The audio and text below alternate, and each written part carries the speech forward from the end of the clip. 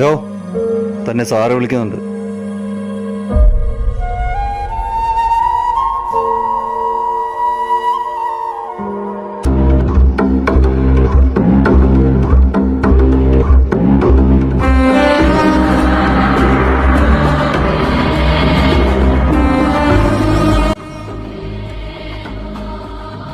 അവനെ അങ്ങനെ കൊണ്ടുപോകാൻ പറ്റില്ലല്ലോ വക്കീലെ.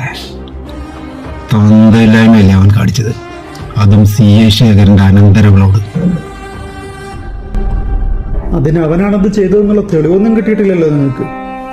പിന്നെ ഒരു സംശയത്തിന്റെ പേര് ഒരാളെ ഇങ്ങനെ സ്റ്റേഷനിൽ കൊണ്ടുവന്നിട്ട് തല്ലിച്ചതയ്ക്കുള്ള റൈറ്റ്സ് ഒന്നും നിങ്ങൾക്കില്ല.